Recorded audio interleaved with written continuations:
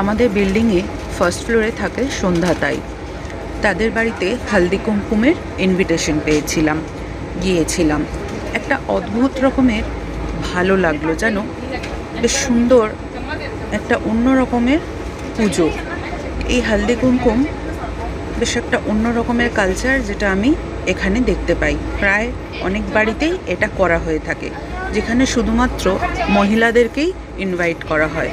সেখানে তাদেরকে হলদি, সিঁদুর এইসব দিয়ে টিকা লাগানো হয়, দেওয়া হয় গিফটের প্যাকেটও।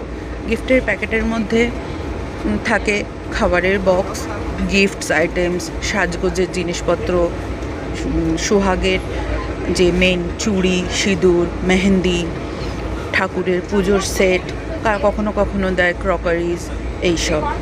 তো গেলাম, যেতে ঠাকুরের এই যে একটু ফটো তুলে তারপরে একটু বসলাম। তাই নিয়ে এলো হালদি কুমকুম। মারাঠিদের এইভাবে আন্টি বলা যায় না, তাদেরকে তাই বলতে হয়। মাকে বলা হয় আই, আর বাকিদের বলতে হয় তাই। হালদি কুমকুম পরিয়ে দিল, দিয়ে সবাইকে গিফটের প্যাকেট দিয়ে দিল।